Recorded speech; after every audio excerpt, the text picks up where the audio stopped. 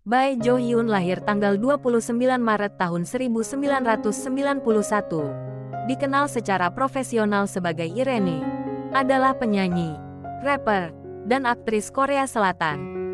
Dia adalah pemimpin grup vokal wanita Korea Selatan Red Velvet dan anggota subunitnya Red Velvet, Irene dan Seulgi. Dia dibesarkan di Bukbu. Keluarganya terdiri dari orang tuanya dan seorang adik perempuan. Dia bersekolah di Haknam High School di Daegu. Dia bergabung dengan SM Entertainment pada tahun 2009 dan dilatih selama 5 tahun.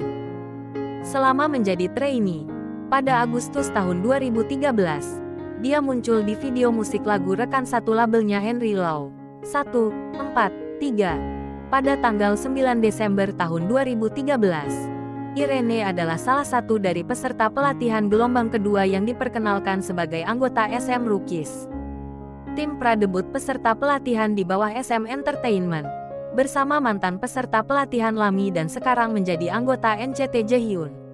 Selama SM Rookies, pada Januari tahun 2014, dia bersama Seulgi serta anggota NCT Johnny dan Taeyong muncul di majalah The Celebrity. Pada Februari tahun 2014, Irene, Seulgi dan Taeyong tampil di Oh Boy majalah. Berbagai klip Irene dirilis di saluran YouTube resmi SM Entertainment, SMTOWN. Salah satunya menampilkan dia dan Seulgi menari Be Natural, sebuah lagu yang awalnya dibawakan oleh grup SM Entertainment SES, menampilkan tarian mereka pada tanggal 17 Juli tahun 2014. Pada tanggal 27 Juli tahun 2014, dia diumumkan sebagai anggota dan pemimpin girl group Red Velvet.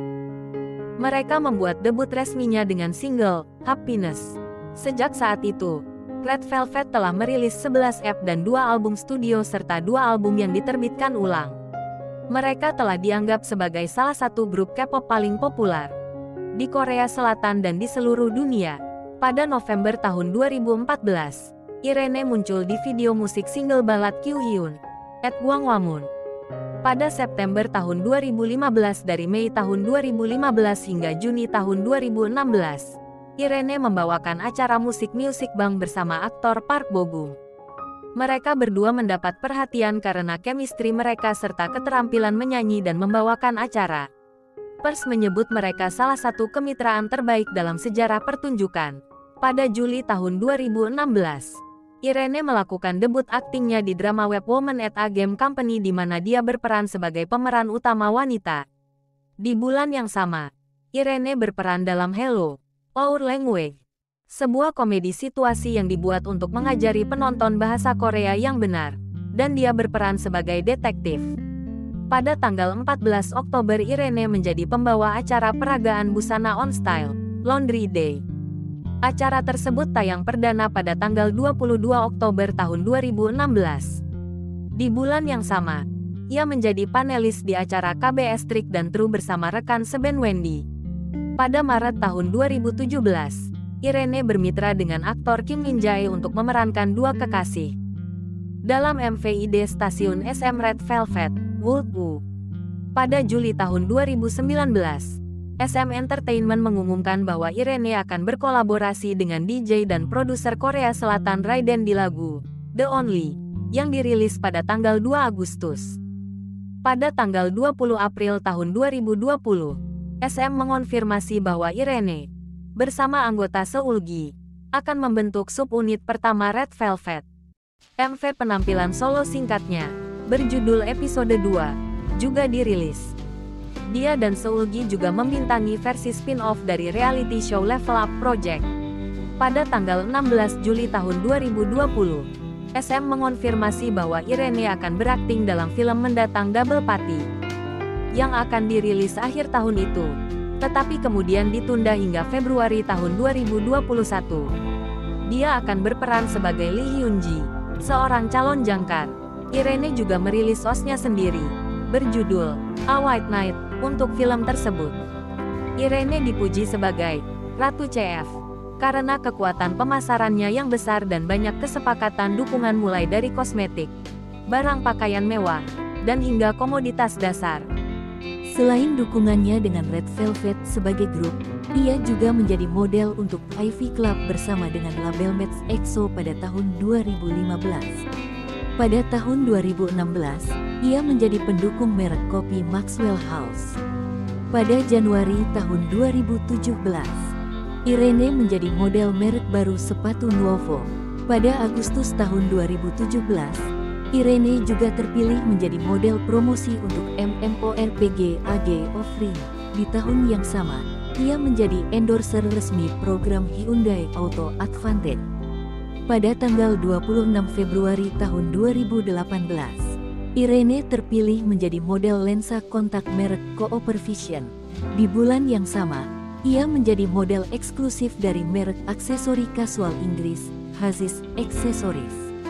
Pada tanggal 3 Mei, ia menjadi model merek vitamin terkenal Lemona Vitamin C dan diberi gelar Vitamin Manusia.